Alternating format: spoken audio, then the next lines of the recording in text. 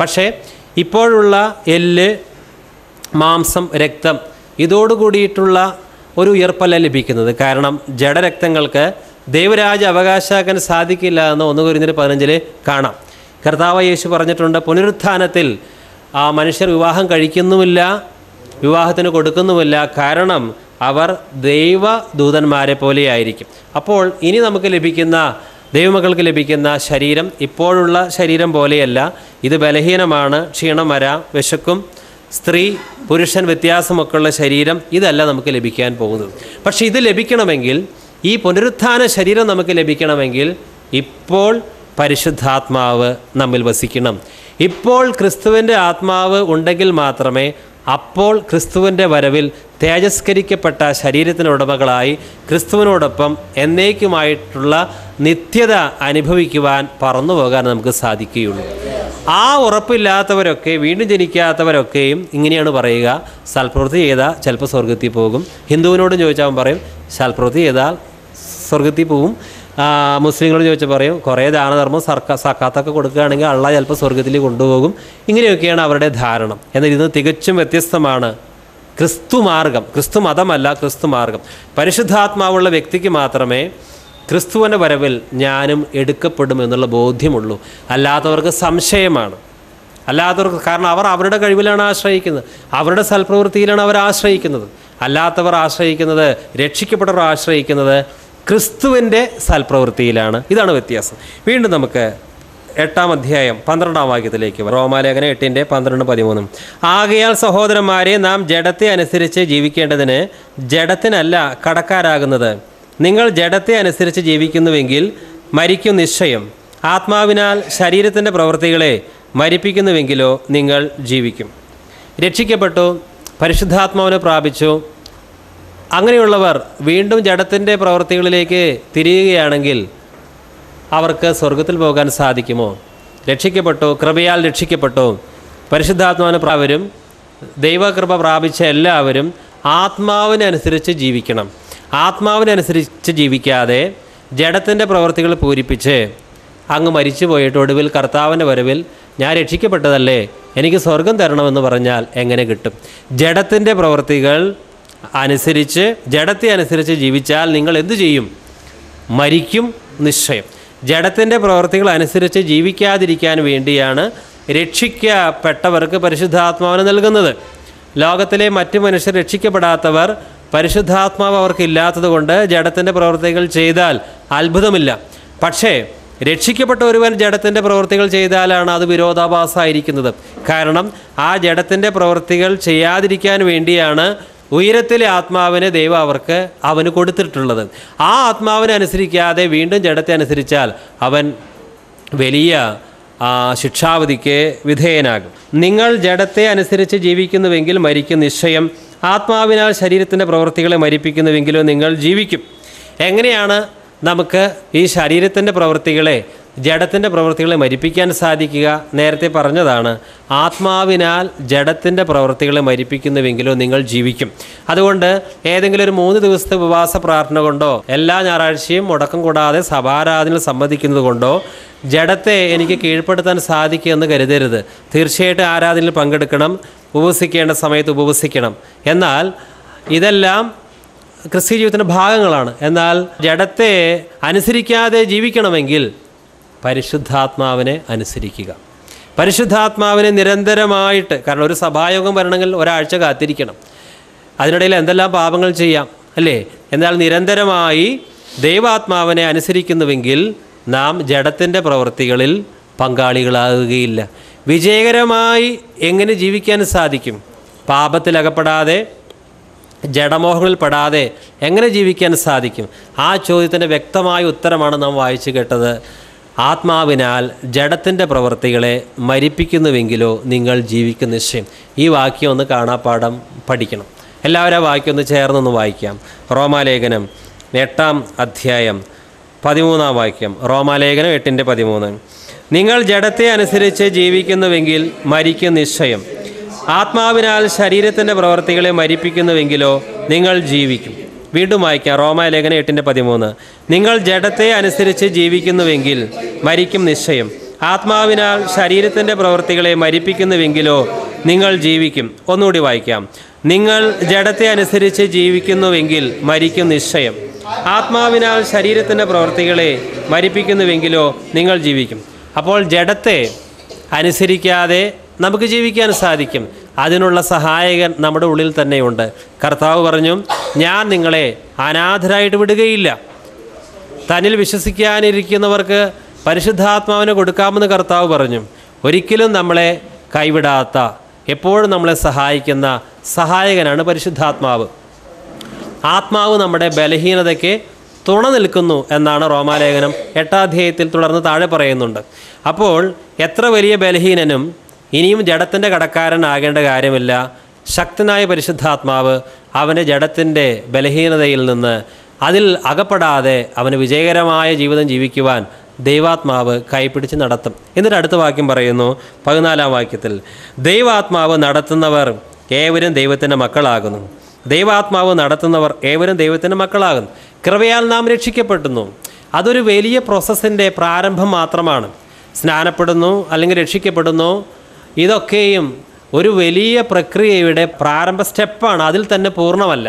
എന്നാൽ നിരന്തരമായി ദൈവാത്മാവിനെ അനുസരിച്ച് നടക്കുന്നവരാണ് ദൈവത്തിൻ്റെ മക്കൾ. അല്ലാതെ കേവലം അവകാശവാദം ഉന്നയിക്കുന്നവരല്ല. ഞങ്ങൾ ദൈവത്തിൻ്റെ മക്കളാണ്, എന്ത് ദുഷ്ടതയും ചെയ്യും, എന്ത് പ്രതികാരവും ചെയ്യും, ഞങ്ങൾ ദൈവത്തിൻ്റെ മക്കളാണ്, ഞങ്ങളോട് കളിച്ചാലുണ്ടല്ലോ ദൈവം ചോദിക്കും ഞങ്ങൾ ദൈവത്തിൻ്റെ മക്കളാണ്. ഇത് പറഞ്ഞാലൊന്നും രക്ഷയില്ല. ദൈവാത്മാവിനെ നിരന്തരമായി അനുസരിച്ച് നടക്കുന്നവരാണ് ദൈവത്തിൻ്റെ മക്കൾ. അല്ലാതെ ദൈവാത്മാവിനെ പ്രാപിച്ചു ഇനി അത് അനുസരിക്കില്ല, ജഡത്തെ അനുസരിക്കുള്ളൂ എന്ന് പറയുന്നവരൊന്നും എന്തല്ല, മക്കളല്ല. കാരണം ഒരു പ്രക്രിയയുടെ ആരംഭം മാത്രമാണ് രക്ഷിക്കപ്പെടൽ, അതിൻ്റെ പൂർണ്ണതയല്ല. 15-ാം വാക്യം, നിങ്ങൾ പിന്നെയും ഭയപ്പെടേണ്ടതിന് ദാസ്യത്തിൻ്റെ ആത്മാവിനെയല്ല, നാം അബ്ബാ പിതാവേ എന്ന് വിളിക്കുന്ന പുത്രത്വത്തിൻ ആത്മാവിനെ അത്രേ പ്രാപിച്ചത്. പിന്നെയും നിങ്ങൾ ഭയപ്പെടേണ്ട, കാരണം ദാസ്യത്തിൻ്റെ ആത്മാവിനെയല്ല. എന്താണ് ഈ ഭയപ്പെടൽ? കാരണം പാപത്തിൻ്റെ ശമ്പളമായ വലിയ ഒരു ശിക്ഷാവധി, ദൈവക്രോധം പാപികളെ കാത്തിരിക്കുന്നുണ്ട്. അതുകൊണ്ട് പാപം ചെയ്തവർക്കൊക്കെ മരണസമയമാകുമ്പോൾ വേവലാതി ഉണ്ടാകും. ഞാൻ അത്ര നല്ല കാര്യമൊന്നുമല്ലോ ചെയ്തിട്ടുള്ളത്, എന്നെ കാത്തിരിക്കുന്ന നിത്യമായ നരകമാണ്. അവന് വല്ലാത്തൊരു വേവലാതി ഉണ്ടാകും, ഭയം ഉണ്ടാകും. ആ മരണസമയത്തായിരിക്കും അതിൻ്റെ വേവലാതി കൂടുക. എന്നാൽ നമ്മളെ സംബന്ധിച്ചിടത്തോളം, രക്ഷിക്കപ്പെട്ട ഏവരെയും സംബന്ധിച്ചിടത്തോളം, ദൈവാത്മാവിനനുസരിച്ച് നടക്കുന്ന ഏവരെയും സംബന്ധിച്ചിടത്തോളം അവർക്ക് ഭയമില്ല. കാരണം അവർ കർത്താവിൻ്റെ കൈകളിലേക്കാണ് വിശ്രമിക്കാൻ പോകുന്നത്. നിങ്ങളുടെ ഹൃദയം പരിഭ്രമിക്കരുത്, ദൈവത്തിൽ വിശ്വസിക്കുവിൻ, എന്നിലും വിശ്വസിക്കുവിൻ. എൻ്റെ പിതാവിൻ്റെ ഭവനത്തിൽ അനേകം വാസസ്ഥലങ്ങളുണ്ട്, ഞാൻ വീണ്ടും വന്ന് നിങ്ങളെ ചേർക്കും. മറ്റുള്ളവർ അടിമത്തത്തിൻ്റെ, ഭയത്തിൻ്റെ, ഭീരുത്വത്തിൻ്റെ ആത്മാവിലാണ് ജീവിക്കുന്നത്. കാരണം യാതൊരു പ്രത്യാശയുമില്ല. ഇവിടെ കുറച്ച് കാശുണ്ടാക്കി തിന്നു സുഖിച്ചു, പക്ഷേ വലിയ നാശത്തിലേക്കാണ് പോകുന്നത്. യാതൊരു പ്രത്യാശയുമില്ല. ഇനിയും ദാസ്യത്തിൻ്റെ ആത്മാവിനെ അല്ല എന്ന് പറയുമ്പോൾ, ലോകത്തിലെ മനുഷ്യരൊക്കെ ജഡത്തിൻ്റെ അടിമകളായിട്ടാണ് കഴിയുന്നത്. ജഡം പറയുകയാണ് അവരോട് നീ മദ്യപിക്കുക, ജഡം പറയുകയാണ് അവരോട് നീ കോപിക്കുക, ജഡം പറയുന്നത് നീ നുണ പറയും. അപ്പോൾ ഉടനെ തന്നെ ആ ജഡത്തിൻ്റെ അടിമകളായി അവർ അത് ചെയ്തുകൊണ്ടിരിക്കുക. എന്നാൽ നമുക്ക് ലഭിച്ചിരിക്കുന്നത് ജഡത്തെ നമ്മുടെ അടിമയാക്കുവാൻ ശക്തനായ പരിശുദ്ധാത്മാവിനെയാണ്. അതുകൊണ്ട് നാം പ്രാപിച്ചിരിക്കുന്ന ആത്മാവ് നമ്മെ ജഡത്തിൻ്റെ ഒരു അടിമയാക്കുക അല്ല ചെയ്യുന്നത്, മറിച്ച് വിജയകരമായൊരു ക്രിസ്തീയ ജീവിതം നമുക്ക് ജീവിച്ചെടുക്കുവാൻ സഹായിക്കുകയാണ് ചെയ്യുന്നത്. അവിടെ എപ്പോഴും ഓർക്കണം, ഞാൻ പ്രാപിച്ചിരിക്കുന്ന ആത്മാവ് ദാസ്യത്തിൻ്റെ ആത്മാവല്ല, ഭീരുത്വത്തിൻ്റെ ആത്മാവല്ല, മറിച്ച് വിജയകരമായി ജീവിക്കുവാൻ എന്നെ സഹായിക്കുന്ന പരിശുദ്ധാത്മാവിനെ പ്രാപിച്ചിരിക്കുന്നു. ഈ ആത്മാവ് എന്നിലുള്ളത് കൊണ്ട് ഞാൻ നരകത്തിലേക്കല്ല പോവുക, കർത്താവിനോടുകൂടെ ഞാൻ എന്നേക്കും വസിക്കും. ഞാൻ വീണ്ടും ജനനം പ്രാപിച്ചിരിക്കുന്നു, ക്രിസ്തുവിൻ്റെ ആത്മാവ് എന്നിൽ വസിക്കുന്നു. ഇപ്പോൾ ഞാൻ ജീവൻ്റെ പ്രമാണത്തിലാണ് നടക്കുന്നത്.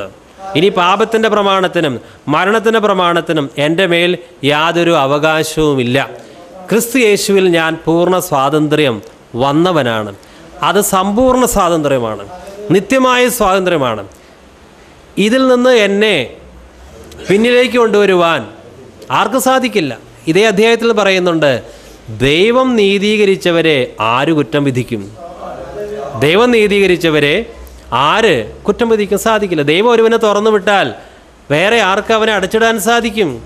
ക്രിസ്തു ഒരുവന് സ്വാതന്ത്ര്യം കൊടുത്താൽ അവനെ വീണ്ടും അടിമയാക്കുവാൻ ഈ ലോകത്തിലെ ഒന്നിനും സാധിക്കുകയില്ല.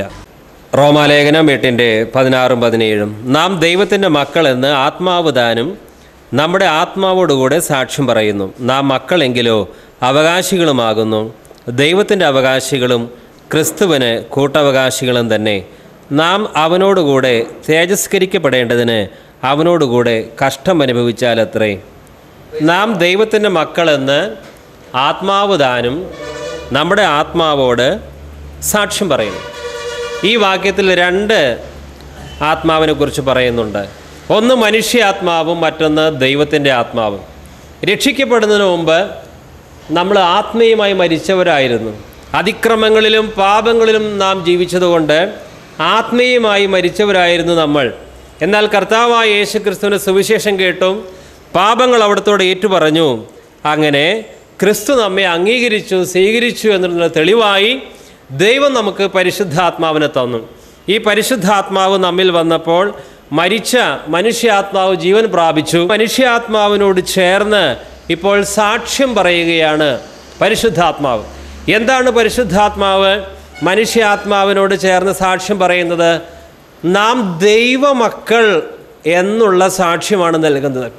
രക്ഷിക്കപ്പെട്ടവർക്ക് മാത്രമേ, പരിശുദ്ധാത്മാവുള്ള മക്കൾക്ക് മാത്രമേ ഞങ്ങൾ ദൈവമക്കളാണ് എന്നുള്ള ഉറപ്പ് ലഭിക്കുന്നുള്ളൂ. കാരണം ഇതവരുടെ മനസ്സിലോ ശരീരത്തിലോ തോന്നുന്ന ഒരു കാര്യമല്ല, മറിച്ച് ദൈവത്തിൻ്റെ പരിശുദ്ധാത്മാവ് അവരുടെ മനുഷ്യാത്മാവിനോട് സാക്ഷ്യം പറയുകയാണ്, നീ ദൈവത്തിൻ്റെ മക്കളാണ്.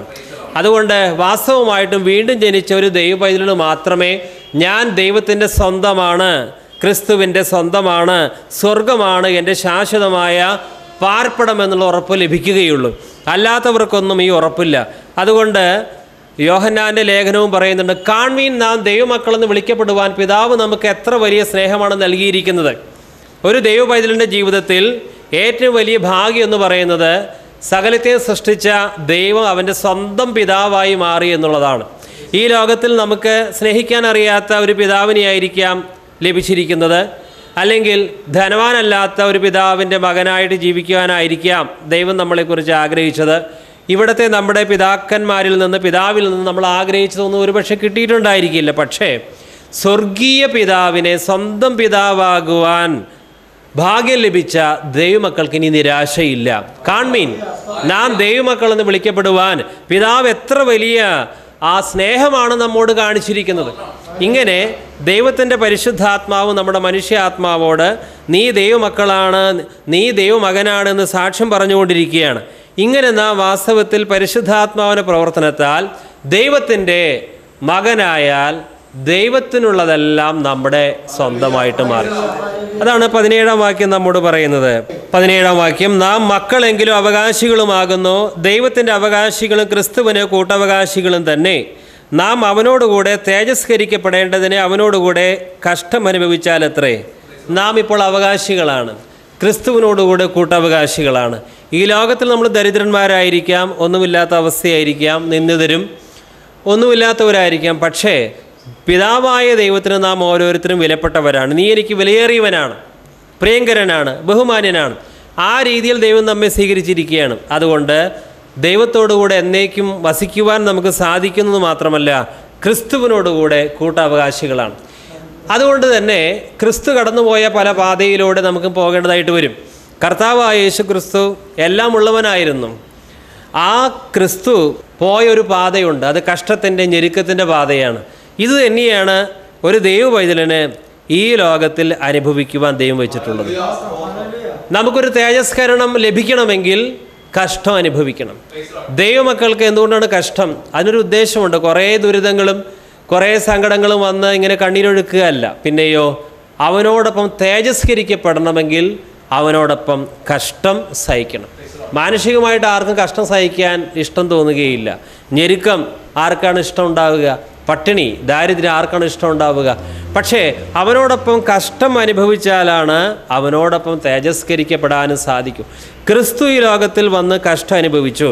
ഇപ്പോൾ നമ്മോടും അതേ പാത പിന്തുടരുവാനാണ് ദൈവത്തിൻ്റെ വചനം പറയുന്നത്.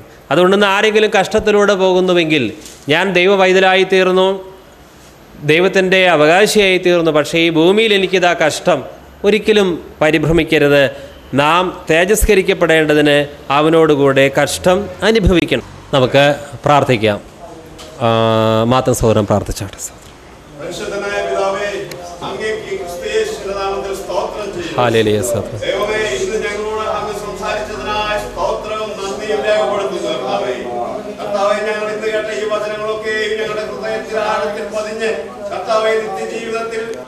അവിടുത്തെ ആത്മാവിനാൽ നിറച്ച ആ കർത്താവിന് നന്ദിയോടെ സ്തോത്രം ചെയ്യാം.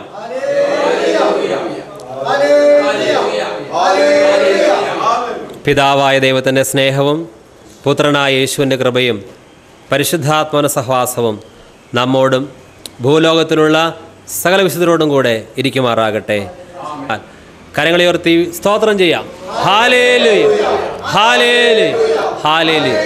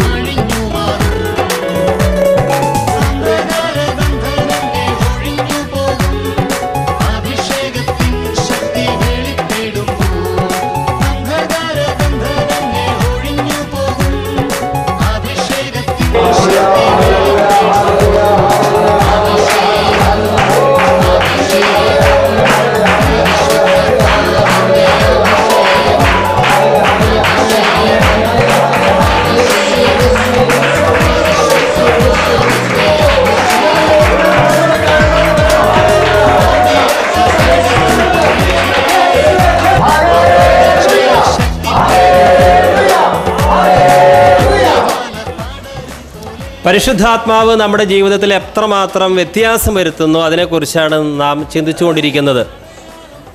ഇവിടെ ഇതാ സ്തേഫാനോസ്, അദ്ദേഹത്തെ ശത്രുക്കൾ കല്ലെറിയുകയാണ്. കല്ലെറിയുന്ന കൂട്ടം കോപപരവശരായി പല്ല് കടിച്ചുകൊണ്ടാണ് ആ കൃത്യം നിറവേറ്റാൻ ശ്രമിക്കുന്നത്.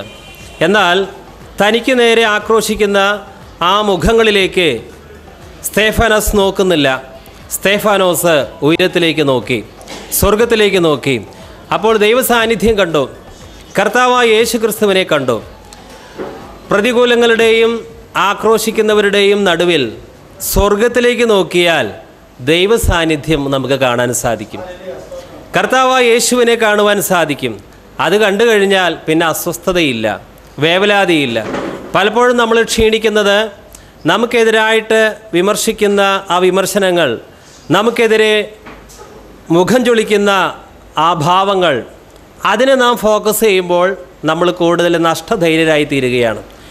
എന്നാൽ സ്തേഫാനോസിൻ്റെ പ്രത്യേകത, അവൻ ആത്മനിറവുള്ളവനായിരുന്നു. മരണം തൻ്റെ മുന്നിൽ വന്നു നിൽക്കുകയാണ്. ഒരു മനുഷ്യന് നേരിടേണ്ടി വരുന്ന ഏറ്റവും വലിയ പ്രതികൂലം എന്ന് പറയുന്നത് മരണം തന്നെയാണല്ലോ. അതിനേക്കാൾ അപ്പുറമായൊരു നഷ്ടം ആർക്കും വരുന്നില്ല. എന്നാൽ ആത്മനിറവ് നമുക്കുണ്ടെങ്കിൽ നാം പ്രശ്നങ്ങളിലേക്കും നമ്മെ കുറ്റം വിധിക്കുന്ന മുഖങ്ങളിലേക്കും നോക്കാതെ സ്വർഗത്തിലേക്ക് നോക്കും. എല്ലാ പ്രയാസങ്ങളും ബുദ്ധിമുട്ടുകളും മറക്കുവാൻ കഴിയുന്ന ഒരേ ഒരു ഇടം സ്വർഗവുമായിട്ടുള്ള ബന്ധമാണ്. ദൈവാത്മാ നിറവുള്ള ഒരു വ്യക്തി ഏത് സമയത്തും സ്വർഗവുമായി ബന്ധപ്പെട്ടുകൊണ്ടിരിക്കുകയാണ്. അതുകൊണ്ട് ഈ ലോകത്തിലെ അലച്ചിലുകൾ അവന് ബുദ്ധിമുട്ട് വരുത്തുന്നില്ല. Price the Lord. ഇനിയും ഈ സ്തേഫാനോസിനെ കല്ലെറിയുന്നവരുടെ പ്രത്യേകതയെക്കുറിച്ച് 2 വാക്യം മുമ്പ് പറയുന്നുണ്ട്. അവർ പരിശുദ്ധാത്മാവിനോട് എതിർത്ത് നിൽക്കുന്നവരായിരുന്നു. ഈ യഹൂദന്മാർ പരിശുദ്ധാത്മാവിനോട് മറുത്തു നിൽക്കുന്നവരാണ് കോപപരവശരായി തീരുന്നത്. നമ്മുടെ ജീവിതത്തിൽ പ്രയാസങ്ങൾ ബുദ്ധിമുട്ടുകൾ വരുമ്പോൾ നമ്മളും കോപപരവശരായി തീരുന്നുവെങ്കിൽ അതിൻ്റെ അർത്ഥം നമ്മൾ ആത്മനിറവുള്ളവരല്ല. Praise the lord. ആത്മനിറവുള്ള വ്യക്തിക്ക് മാത്രമേ പ്രതികൂല സാഹചര്യങ്ങളിൽ സൗമ്യനാകുവാനും സ്വർഗീയ സന്തോഷത്താൽ ആനന്ദിക്കുവാനും സാധിക്കുകയുള്ളൂ. ഇവിടെ സുവിശേഷം അംഗീകരിക്കാത്തവർ, സ്തേഫാനോസ് സുവിശേഷമാണ് പ്രസംഗിച്ചത്. ഈ സുവിശേഷം പ്രസംഗിച്ചപ്പോൾ അവർ അത് ഉൾക്കൊണ്ടില്ല. സുവിശേഷത്തെ എതിർക്കുന്നവർ ഇപ്പോഴും പരിശുദ്ധാത്മാവിനോട് മറുത്തു നിൽക്കുകയാണ്. നമ്മളാകട്ടെ പരിശുദ്ധാത്മാവിനോട് എതിർത്ത് നിൽക്കുന്നവരല്ല, മറിച്ച് പരിശുദ്ധാത്മാവിനെ വേദനിപ്പിക്കുന്നവരാണ്. ആ വേദഭാഗം ഒന്നുകൂടി ഞാൻ വായിക്കുകയാണ്. അപ്പസ്തോല പ്രവർത്തനങ്ങൾ 7-ാം അധ്യായം 54-60 വരെ. ഇത് കേട്ടപ്പോൾ അവർ കോപപരവശരായി അവൻ്റെ നേരെ പല്ലുകടിച്ചു. അവനോ പരിശുദ്ധാത്മാവ് നിറഞ്ഞവനായി സ്വർഗത്തിലേക്ക് ഉറ്റുനോക്കി. ദൈവമഹത്വവും ദൈവത്തിൻ്റെ വലത്തുഭാഗത്ത് യേശു നിൽക്കുന്നതും കണ്ടു. ഇതാ സ്വർഗം തുറന്നിരിക്കുന്നതും മനുഷ്യപുത്രൻ ദൈവത്തിൻ്റെ വലതുഭാഗത്ത് നിൽക്കുന്നത് ഞാൻ കാണുന്നു എന്ന് പറഞ്ഞു. അവർ ഉറക്കെ നിലവിളിച്ചു, ചെവി പൊത്തിക്കൊണ്ട് ഒന്നിച്ച് അവൻ്റെ നേരെ പാഞ്ഞു ചെന്ന് അവനെ നഗരത്തിൽ നിന്ന് തള്ളി പുറത്താക്കി കല്ലെറിഞ്ഞു. സാക്ഷികൾ തങ്ങളുടെ വസ്ത്രം ശൗൽ എന്നു പേരുള്ള ഒരു ബാല്യക്കാരൻ്റെ കാൽക്കൽ വെച്ചു. കർത്താവായ യേശുവേ, എൻ്റെ ആത്മാവിനെ കൈക്കൊള്ളണമേ എന്ന് സ്തേഫാനോസ് വിളിച്ചപേക്ഷിക്കയിൽ അവർ അവനെ കല്ലെറിഞ്ഞു. അവനോ മുട്ടുകുത്തി, കർത്താവേ, അവർക്ക് ഈ പാപം നിർത്തരുതേ എന്ന് ഉച്ചത്തിൽ നിലവിളിച്ചു. ഇത് പറഞ്ഞിട്ട് അവൻ നിദ്ര പ്രാപിച്ചു. Price the Lord.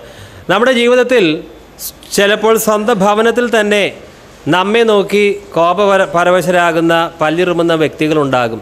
അവരുടെ നടുവിലായിരിക്കും നമ്മുടെ ജീവിതം. ഒരുപക്ഷെ നമ്മുടെ ജോലിസ്ഥലത്ത് മറ്റു പല മേഖലകളിലും ഇതുപോലെ നമ്മോട് യാതൊരു സ്നേഹമനോഭാവം കാണിക്കാത്ത മുഖങ്ങളുടെ നടുവിൽ ജീവിക്കേണ്ടതായിട്ട് വരും.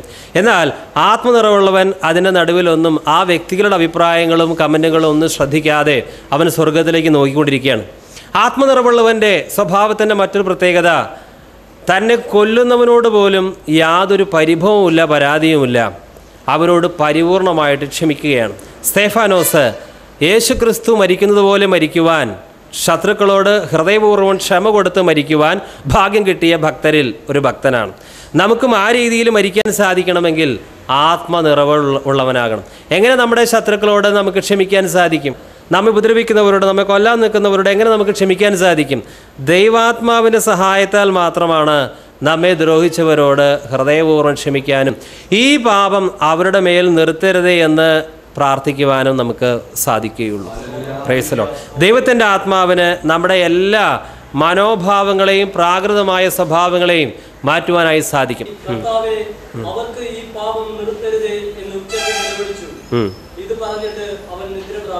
ഓക്കെ, ഇതാണ് ആത്മനിറവുള്ളവൻ്റെ മരണം മാത്രമല്ല, അവൻ്റെ ഓരോ ദിവസ ജീവിതവും ഇങ്ങനെ തന്നെയാണ്. അവൻ ഒരു രീതിയിലും ജഡം കൊണ്ട് പോരാട്ടം നടത്തുന്നില്ല. പൂർണ്ണമായിട്ട് നിരുപാധികമായിട്ട് ക്ഷമിക്കുവാൻ അവന് സാധിക്കും.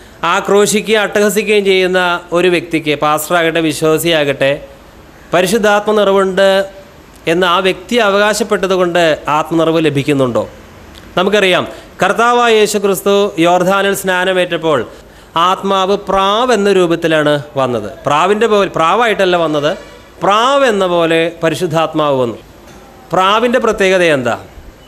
സാധാരണയായിട്ട് വളരെ ശാന്തമായ സ്ഥലത്താണ് പ്രാവിനെ കാണാൻ സാധിക്കൂ. പ്രാവിന് നമ്മൾ അല്പം ധാന്യമണികൾ വിതറി കൊടുക്കുകയാണെങ്കിൽ പ്രാവിൻ കൂട്ടം വന്നത് തിന്നും. പ്രാവിൻ കൂട്ടം അത് തിന്നുമ്പോൾ നമ്മൾ കൈയടിക്കുകയോ ഒച്ചയോ ബഹളമോ ഉണ്ടാക്കുകയോ ചെയ്യുകയാണെങ്കിൽ ഉടനെ തന്നെ പ്രാവിൻ കൂട്ടം പറന്നു പോകും. കാരണം സ്വസ്ഥതയുള്ള സ്ഥലത്ത് മാത്രമേ പ്രാവിന് ഇരിക്കാൻ സാധിക്കുകയുള്ളൂ. യേശുക്രിസ്തുവിൻ്റെ മേൽ പരിശുദ്ധാത്മാവ് വന്നു. കർത്താവ് തന്നെക്കുറിച്ച് തന്നെ ഇങ്ങനെ ഇങ്ങനെ വിശേഷണം തന്നെക്കുറിച്ച് തന്നെ പറഞ്ഞിട്ടുണ്ട്. ഞാൻ താഴ്മയുള്ളവനും സൗമ്യനുമാകയാൽ എൻ്റെ മുഖം സ്വീകരിച്ചുകൊണ്ട് എന്നിൽ നിന്ന് പഠിക്കും. ഈ ദൈവത്തിൻ്റെ കൃപ എപ്പോഴും താഴ്മയുള്ളവരുടെ നേരെ മാത്രമേ വരികയുള്ളൂ. താഴ്മയുള്ളവർക്ക് അവൻ കൃപ നൽകുന്നു, അഹങ്കാരികളോട് എതിർത്ത് നിൽക്കുന്നു. അപ്പോൾ ദൈവത്തിൻ്റെ പരിശുദ്ധാത്മാവ് ഒരുവനിൽ വസിക്കണമെങ്കിൽ അവന് താഴ്മയുണ്ടായിരിക്കണം, അവന് വിനയമുണ്ടായിരിക്കണം. ഈ ലോകത്തിൽ മനുഷ്യനായി നടന്നവരിൽ ഏറ്റവും താഴ്മയും വിനയവും ഉള്ളവൻ കർത്താവായ യേശു ക്രിസ്തുവായിരുന്നു. അതുകൊണ്ട് യേശുവായിരുന്നു പരിശുദ്ധാത്മാവിന് വസിക്കാൻ പറ്റിയ ഏറ്റവും യോജിച്ച ഇടം. ഇന്നും സൗമ്യതയുണ്ട് നമുക്കെങ്കിൽ ഈ ദൈവത്തിൻ്റെ യഥാർത്ഥ ആത്മാവിനെ നമുക്ക് ലഭിക്കും. എന്തുകൊണ്ടാണ് ക്രോധവും ആക്രോശവും അട്ടഹാസമൊക്കെ വരുന്നത്? ഇതെല്ലാം അഹങ്കാരത്തിൽ നിന്നാണ് വരുന്നത്. എപ്പോഴാണ് നമുക്ക് കോപം വരിക? നമ്മളിൽ തന്നെ ഈ അഹങ്കാരവും നികളവും ഉള്ളത് കൊണ്ടാണ് കോപം വരുന്നത്. പലപ്പോഴും പലരും പറയും എനിക്ക് ഒട്ടും അഹങ്കാരമില്ല എന്ന്. ഞാൻ കോപിക്കും, പക്ഷേ അഹങ്കാരമില്ല എന്ന് പറയും. പക്ഷേ കോപവും അഹങ്കാരവും പരസ്പരം ബന്ധപ്പെട്ട് പോകുന്ന കാര്യങ്ങളാണ്. അഹങ്കാരമില്ലെങ്കിൽ കോപം ഇല്ല, കോപം ഉണ്ടെങ്കിൽ അതിൻ്റെ അർത്ഥം കൂടെ അഹങ്കാരവും ഉണ്ട് എന്നാണ്. എന്നാൽ ദൈവമാകട്ടെ അഹങ്കാരികളോട് എതിർത്ത് നിൽക്കുന്നു. അതുകൊണ്ട് ഞാൻ അഭിഷേകം പ്രാപിച്ചു, ദൈവാത്മാവ് എന്നിലുണ്ട് എന്ന് ഒരു വ്യക്തിക്ക് അവകാശം പറയാം. പക്ഷേ ദൈവാത്മാവ് സൗമ്യന്മാരിലും ശാന്തതയുള്ളവരിലുമാണ് വസിക്കുന്നത്. എപ്പോഴും അങ്ങനെ തന്നെയായിരിക്കും. Price the Lord. മത്തായിയുടെ സുവിശേഷം 3:16-17 വാക്യങ്ങൾ. യേശു സ്നാനമേറ്റ ഉടനെ വെള്ളത്തിൽ നിന്ന് കയറി. അപ്പോൾ സ്വർഗം തുറന്നു, ദൈവാത്മാവ് പ്രാവുന്ന പോലെ ഇറങ്ങി തൻ്റെ മേൽ വരുന്നത് അവൻ കണ്ടു. ഇവൻ എൻ്റെ പ്രിയപുത്രൻ, ഇവരിൽ ഞാൻ പ്രസാദിച്ചിരിക്കുന്നുവെന്ന് സ്വർഗത്തിൽ നിന്ന് ഒരു ശബ്ദവും ഉണ്ടായി. അഹങ്കരിക്കുന്ന ഒരുവൻ്റെ മേലും ദൈവത്തിൻ്റെ ആത്മാവിന് വസിക്കാൻ സാധിക്കുകയില്ല. പിശാച് എന്തുകൊണ്ടാണ് പിശാചായത്? അവൻ പറഞ്ഞു, ഞാൻ അത്യുന്നതൻ്റെ സിംഹാസനത്തിൻ്റെ മേൽ, നക്ഷത്രത്തിൻ്റെ മേൽ എൻ്റെ സിംഹാസനം വയ്ക്കും, ഞാൻ അത്യുന്നതനോട് സമനാകും. അങ്ങനെ നിഗളിച്ചതുകൊണ്ടാണ് അവൻ വെട്ടേറ്റ് താഴേക്ക് വീണത്. അതുകൊണ്ട് ആത്മാർത്ഥമായിട്ട് നമ്മൾ പ്രാർത്ഥിക്കണം. കോപസ്വഭാവം ഉണ്ടെങ്കിൽ ഒരു കാര്യം ഉറപ്പാണ്, ഭാര്യയോട് അല്ലെങ്കിൽ ഭർത്താവിനോട്, മക്കളോട് ഇപ്പോഴും കോപിക്കുന്ന ആ സ്വഭാവത്തിൽ നിന്ന് വിടുതൽ കിട്ടിയിട്ടില്ല എങ്കിൽ ഒരു കാര്യം ഉറപ്പാണ്, ആ വ്യക്തി അഹങ്കാരിയാണ്, സംശയിക്കേണ്ട കാര്യമില്ല. തെറ്റിതിരുത്തേണ്ടതും നല്ല കാര്യങ്ങൾ പറഞ്ഞു കൊടുക്കേണ്ടതും ഒന്നല്ല ഇവിടെ വിഷയം. കോപത്തോടെ സംസാരിക്കുന്നുവെങ്കിൽ അഹങ്കാരവുമായിട്ടാണ് ആ വ്യക്തി മൽപ്പിടുത്തം നടത്തുന്നത്. അത് ദൈവാത്മാവിൻ്റെ, സത്യാത്മാവിൻ്റെ, ആത്മാവ് നിറവ്, ആത്മനിറവ് എല്ലാവർക്കും പറയാം. പക്ഷെ സത്യാത്മാവിൻ്റെ നിറവിനാൽ നമുക്ക് അലങ്കരിക്കപ്പെടണമെങ്കിൽ നികളമെന്ന സ്വഭാവം പാടില്ല. യെശയ്യാ 14:13-14 വരെ. ഞാൻ സ്വർഗത്തിൽ കയറും, എൻ്റെ സിംഹാസനം ദൈവത്തിൻ്റെ നക്ഷത്രങ്ങൾക്ക് മീതെ വയ്ക്കും, ഞാൻ മേഘോന്നതങ്ങൾക്ക് മീതെ കയറും, ഞാൻ അത്യുന്നതനോട് സമനാകും. അതെ, അത് പിശാചാണ് പറഞ്ഞത്. ആ പിശാചിനും അവൻ്റെ കുഞ്ഞുങ്ങൾക്കും മാത്രമേ അഹങ്കാരിയിൽ വസിക്കുവാനായി സാധിക്കുകയുള്ളൂ. പക്ഷേ അഹങ്കാരമുണ്ട്, എന്ത് ചെയ്യണം? നമ്മൾ ദൈവത്തോട് സമ്മതിക്കണം, കർത്താവേ താഴ്മയും വിനയവും ഒന്നും വേണ്ട പോലെ എന്നിൽ ആയിട്ടില്ല, ഇത് തന്നെയാണ് ദൈവാത്മാവിൻ്റെ നിറവ്, എന്നിൽ വരുവാനുള്ള തടസ്സം. നമ്മൾ പ്രാർത്ഥിക്കണം. തീർച്ചയായിട്ടും രക്ഷയ്ക്കായി കാംക്ഷിക്കുന്നവനെ ഞാനതിലാക്കും. യേശുക്രിസ്തുവിൻ്റെ സ്വഭാവം എന്തായിരുന്നു? ദൈവത്തോടുള്ള സമാനത നിലനിർത്താതെ വേഷത്തിൽ മനുഷ്യനായി ദാസൻ്റെ രൂപം ധരിച്ചു, കുരിശുമരണത്തോളം തന്നെ താഴ്ത്തി. പിശാചിൻ്റെ സ്വഭാവം എന്താണ്? അത്യുന്നതൻ്റെ നക്ഷത്രങ്ങൾക്ക് മീതെ എൻ്റെ സിംഹാസനം വയ്ക്കും. പിശാച് നേരെ നിഗളിയാണ്, അതിന് നേരെ വിപരീതമാണ് കർത്താവായ യേശു ക്രിസ്തു. താഴ്മയുള്ളവനാണ്. അതുകൊണ്ട് കർത്താവ് താഴ്മയുള്ളവർക്ക് മാത്രം തൻ്റെ ആത്മാവിനെ നൽകുകയാണ്. നമുക്ക് യഥാർത്ഥ ആത്മനിറവ് ഉണ്ടെങ്കിൽ നമ്മുടെ സ്വഭാവവും നമ്മുടെ വാക്കും പ്രവൃത്തികളും എല്ലാം മറ്റുള്ളവരിൽ നിന്ന്, ലോക മനുഷ്യരിൽ നിന്ന് വ്യത്യസ്തമായിരിക്കും. ദൈവത്തിൻ്റെ ആത്മാവ് ഒരു സമൂലമായ മാറ്റം നമ്മിൽ വരുത്തും. അതില്ല എങ്കിൽ യഥാർത്ഥത്തിൽ ആത്മാവിൻ്റെ പ്രവർത്തനം നമ്മിൽ ആരംഭിച്ചിട്ടില്ല എന്ന് നമ്മൾ മനസ്സിലായിക്കൊള്ളണം. ഇപ്പോൾ ശൂന്യകാരി സ്ത്രീയുടെ വീടിൻ്റെ മുന്നിലൂടെ 2 പേർ നടന്നു പോകാറുണ്ടായിരുന്നു. ഒന്ന് ഏലീശയും മറ്റൊന്ന് ഗേഹസിയും. ഏലീശ ഇരട്ടി അഭിഷേകം പ്രാപിച്ചവൻ. ആ ശൂന്യകാരി സ്ത്രീ 2 പേരും പോകുന്നത് നോക്കാറുണ്ടായിരുന്നു. അപ്പോൾ അവൾക്കൊരു കാര്യം മനസ്സിലായി, എൻ്റെ വീടിൻ്റെ മുന്നിലൂടെ നടന്നു പോകുന്ന, കൂടെ നടന്നു പോകുന്ന ഈ മനുഷ്യൻ സാധാരണ ഒരു പുരുഷനല്ല, അവൻ ദൈവപുരുഷനാണ്. അപ്പോൾ അവൾക്കൊരു കാര്യം കൂടി അറിയാം, പിന്നിലൊരുവൻ പോകുന്നുണ്ട്, ഗേഹസി. ഗേഹസി ആരാണ്? വെറും പുരുഷനാണ്. അവൻ ദ്രവ്യാഗ്രഹിയാണ്. പ്രിയമുള്ളവരെ, നമുക്ക് ഈ രീതിയിലാകാൻ സാധിക്കും. പുരുഷനാകാം, അല്ലെങ്കിൽ ദൈവപുരുഷനാകാം. ദൈവത്തിൻ്റെ ആത്മാവുള്ള ഈ മനുഷ്യനെ, ഏലീശയെ കണ്ടപ്പോൾ തന്നെ മനസ്സിലായി, ഇത് സാധാരണ പുരുഷനല്ല, ഇത് ദൈവപുരുഷനാണ്. ഇതിൽ ഭാര്യയ്ക്ക് മനസ്സിലാക്കാൻ സാധിക്കണം, എൻ്റെ ഭർത്താവ് വെറും പുരുഷനല്ല, ദൈവപുരുഷനാണ്. ഗേഹസി വെറും പുരുഷൻ. എന്താ കാരണം? അവൻ ദ്രവ്യാഗ്രഹിയായിരുന്നു. കൂടെ ഒരു അഭിഷിക്തൻ്റെ കൂടെയാണ് അവൻ്റെ യാത്രയെങ്കിലും അവന് പരിശുദ്ധാത്മാവിനെ ഒന്നല്ല അവന് വേണ്ടിയിരുന്നത്. അവന് വേണ്ടിയിരുന്നത് പണമായിരുന്നു. അതുകൊണ്ട് അവന് കിട്ടേണ്ടത് ലഭിച്ചില്ല. 2 രാജാക്കന്മാർ 4:9. അവൾ തൻ്റെ ഭർത്താവിനോട്, നമ്മുടെ വഴിയായി കൂടെ കൂടെ കടന്നു പോകുന്ന ഇയാൾ വിശുദ്ധനായൊരു ദൈവപുരുഷൻ എന്ന് ഞാൻ കാണുന്നു. വെറുതെ നടന്നു പോയിട്ടേ ഉള്ളൂ. അപ്പോൾ തന്നെ മനസ്സിലായി ഇത് സാധാരണ പുരുഷനല്ല, ദൈവപുരുഷനാണ്. നമ്മളൊരു കടയിൽ പോയാൽ സ്വന്തം ഭവനത്തിൽ സാധാരണ മനുഷ്യനല്ല, ഒരു ദൈവപുരുഷനാണ് എന്നുള്ളൊരു സാക്ഷ്യം, അതിനായിട്ടുള്ളൊരു ആഗ്രഹമെങ്കിലും നമുക്കുണ്ടോ? Praise the lord. അല്ലെങ്കിൽ നാം ലോകത്തിൽ മറ്റുള്ള മനുഷ്യരുടെ അതേ നിലവാരത്തിൽ പെരുമാറുകയും ജീവിക്കുകയും ചെയ്താൽ നാമും അവരും തമ്മിൽ എന്ത് പ്രത്യേകതയുണ്ട്? ഇപ്പോൾ ദാനിയേൽ വിജാതികളുടെ നടുവിലായിരുന്നു. പക്ഷേ ദാനിയേൽ സാധാരണ മനുഷ്യനല്ല എന്ന് ആ വിജാതിയായ രാജാവിനും ജനങ്ങൾക്കൊക്കെ അറിയാം. അവൻ്റെ മേൽ ഏതോ ഒരു ആത്മാവുണ്ട്. അവർക്ക് പരിശുദ്ധാത്മാവ് എന്താണെന്ന് അറിയില്ല. അവർക്ക് അന്യദേവന്മാരെ പൂജിക്കുന്നവരാണ്. അന്യദേവന്മാരെ പൂജിക്കുന്ന സ്ഥലത്ത് ദാനിയേൽ എത്തിയപ്പോൾ അവർക്കറിയാം ഈ ദാനിയേൽ സാധാരണ ഒരു വ്യക്തിയല്ല, ഏതോ ഒരു ദേവൻ്റെ ആത്മാവ് ഇവൻ്റെ മേലുണ്ട്. കാരണം അവർക്ക് പരിശുദ്ധാത്മാവ് എന്താണെന്ന് അറിയാത്തത് കൊണ്ട് ദാനിയേലിലുള്ള പ്രത്യേകത കണ്ടപ്പോൾ എന്തോ ഒരു വിശേഷത നമ്മുടെ ജീവിതത്തിലും ആത്മനിറവ് ഉണ്ടെങ്കിൽ മറ്റുള്ളവർക്ക് പറയാൻ സാധിക്കും, ഇവൻ ഞങ്ങളെപ്പോലെയല്ല, എന്തോ ഒരു പ്രത്യേകത ഇവനുണ്ട്. വാസ്തവത്തിൽ അഭിഷേകം പ്രാപിച്ചിട്ടുണ്ടെങ്കിൽ നമ്മുടെ പ്രവർത്തനവും നമ്മുടെ സംസാരവും ക്ഷമിക്കുന്ന വിധവും സഹിക്കുന്ന വിധവും സ്നേഹിക്കുന്ന വിധവും മറ്റുള്ളവരിൽ നിന്ന് വ്യത്യസ്തമായിരിക്കും. നഷ്ടം സഹിക്കാനുള്ള നമ്മുടെ കഴിവ് അതെല്ലാം മറ്റുള്ളവരിൽ നിന്ന് വ്യത്യസ്തമായിരിക്കും. ദാനിയേൽ പ്രവാചകന്റെ പുസ്തകം വായിക്കുക. ദാനിയേൽ 5:14. ദേവന്മാരുടെ ആത്മാവ് നിന്നിലുണ്ടെന്നും പ്രകാശവും ബുദ്ധിയും വിശേഷജ്ഞാനവും നിന്നിൽ കണ്ടിരിക്കുന്നുവെന്നും ഞാൻ നിന്നെക്കുറിച്ച് കേട്ടിരിക്കുന്നു. പരിശുദ്ധാത്മാവ് എന്താണെന്ന് അറിയാത്തത് കൊണ്ടാണ് അങ്ങനെ ആ രാജാവിന് ഒക്കെ മനസ്സിലാക്കാൻ സാധിച്ചത്. പ്രിയമുള്ളവരെ, ദൈവത്തിൻ്റെ ആത്മാവ് നമ്മുടെ മേൽ വരുമ്പോൾ നമ്മുടെ അപകർഷതാബോധം മാറുകയാണ്. കഴിഞ്ഞ ആഴ്ച അതിനെക്കുറിച്ച് പറഞ്ഞു. ഞാൻ പഠിച്ചിട്ടില്ല, സൗന്ദര്യമില്ല, വിദ്യാഭ്യാസമില്ല, നല്ല ജോലിയില്ല, ശമ്പളമില്ല, ഇങ്ങനെയുള്ള കാര്യങ്ങളാൽ ലോകത്തിലെ ഒട്ടനവധി പേർ നിരാശരും ദുഃഖിതരുമാണ്. എന്നാൽ ദൈവത്തിൻ്റെ ആത്മാവ് ഇത്തരം ചിന്തകളിൽ നിന്ന്, ഈ അപകർഷതാബോധത്തിൽ നിന്ന്, എനിക്ക് സൗന്ദര്യമില്ല, നീളം കൂടി നീളം കുറഞ്ഞു, ചന്തമില്ല, വണ്ണം കൂടി വണ്ണം കുറഞ്ഞു, ഇങ്ങനെയുള്ള എല്ലാതും നമ്മളെ രക്ഷിക്കുവാണ്. നമ്മൾ താമസിക്കുന്ന വീട് ചെറുതാകട്ടെ, വരുമാനം ചെറുതാകട്ടെ, ഇതൊന്നുമല്ല വിഷയം. ലോകത്തിലെ മറ്റുള്ളവർക്ക് പ്രാപിക്കാൻ പറ്റാത്ത ദൈവാത്മാവിൻ്റെ യഥാർത്ഥ അഭിഷേകം നാം പ്രാപിച്ചിട്ടുണ്ടെങ്കിൽ പിന്നെ എന്തിനു വിഷമിക്കണം? നിത്യനാശത്തിലേക്ക് പോകുന്ന ആത്മാവില്ലാത്ത ദുരാത്മാവിനാൽ ബാധിക്കപ്പെട്ട അനേക ലോകമനുഷ്യരുടെ ഭൗതികമായ സമ്പത്തും അവരുടെ വീടും കാറും ഒക്കെയും കണ്ട് എനിക്കത് കിട്ടിയില്ലല്ലോ എന്ന ഒരു ദൈവപൈതൽ ഒരിക്കലും നിരാശപ്പെടരുത്. ലോകത്തിലെ മനുഷ്യർക്ക് അതുമാത്രമേ ഉള്ളൂ, മറ്റൊന്നും അവന് പ്രത്യാശിക്കാൻ വകയില്ല. നമുക്കാകട്ടെ നിലനിൽക്കുന്നൊരു നഗരം, ഇളകാത്തൊരു രാജ്യം കർത്താവ് ഒരുക്കുന്നുണ്ട്. അതുകൊണ്ട് ലോകത്തിലെ മറ്റു മനുഷ്യരുടെ, രക്ഷിക്കപ്പെടാത്തവരുടെ ഭൗതികമായ സമൃദ്ധിയിൽ ആകൃഷ്ടരായി എനിക്കതില്ലല്ലോ എന്നോർത്ത് നിരാശപ്പെടുമ്പോൾ നമ്മൾ പ്രാപിച്ച അഭിഷേകത്തിൻ്റെ വില നാം തിരിച്ചറിയുന്നുണ്ടോ? യെശയ്യാ 42:1. ഇതാ ഞാൻ താങ്ങുന്ന എൻ്റെ ദാസൻ, എൻ്റെ ഉള്ളം പ്രസാദിക്കുന്ന എൻ്റെ വൃതൻ, ഞാൻ എൻ്റെ ആത്മാവിനെ അവൻ്റെ മേൽ വെച്ചിരിക്കുന്നു. ആരുടെ മേലാണ് യഹോവ തൻ്റെ ആത്മാവിനെ വെക്കുന്നത്? എൻ്റെ ഉള്ളം പ്രസാദിക്കുന്ന എൻ്റെ വൃതൻ. ദൈവത്തിൻ്റെ ആത്മാവ് ദാനമാണ്. പുതിയ നിയമത്തിൽ എല്ലാവർക്കും ദൈവത്തിൻ്റെ ആത്മാവിനെ ലഭിക്കും എന്നുള്ള വാഗ്ദത്തമുണ്ട്. പക്ഷേ ദൈവത്തിൻ്റെ ഉള്ളം നമ്മിൽ പ്രസാദിക്കണം. ദൈവത്തിൻ്റെ വഴിവിട്ട് നമ്മൾ പോയിട്ട് അന്ത്യകാലത്ത് സകല ജഡത്തിന്മേലെ എൻ്റെ ആത്മാവിനെ പകരുമെന്ന് ദൈവത്തിൻ്റെ വാഗ്ദത്തം ഉണ്ടല്ലോ, എൻ്റെ മേലും പകരുമെന്ന് പറഞ്ഞ കാര്യം നടക്കുമോ? ഇത് രണ്ടും ഒരുമിച്ച് പോകേണ്ട കാര്യമാണ്. എന്ത്? ഉള്ളം പ്രസാദിക്കണം, ദൈവത്തിൻ്റെ ഉള്ളം. അങ്ങനെയുള്ളവരുടെ മേൽ ദൈവാത്മ നിറവുണ്ടായിരിക്കും. ദൈവത്തിൻ്റെ വഴിവിട്ട് നമ്മൾ പോയിട്ട് എന്നെ ദൈവാത്മാവിനാൽ നിറയ്ക്കണമേ എന്ന് പറഞ്ഞ് പ്രാർത്ഥിച്ചാൽ കാര്യം നടക്കുകയില്ല. ഈ പ്രവചനം കർത്താവായ യേശുവിനെ കുറിച്ച് പറയുന്നതാണ്.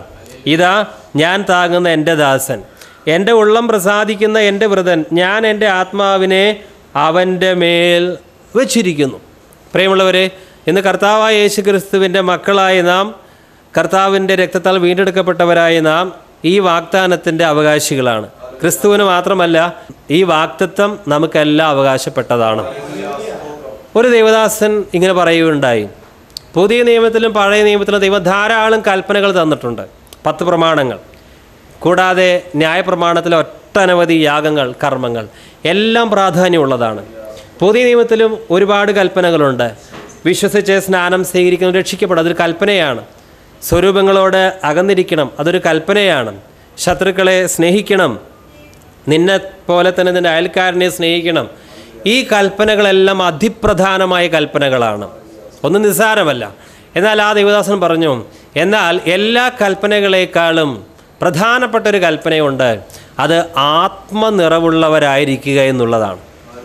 എഫെസ്യ ലേഖനം പറയുന്നുണ്ട്, പരിശുദ്ധാത്മാവിനാൽ നിറഞ്ഞവരായി, പരിശുദ്ധാത്മാവിനാൽ നിറയണം, ആത്മാവിനാൽ നിറഞ്ഞവരാകണം.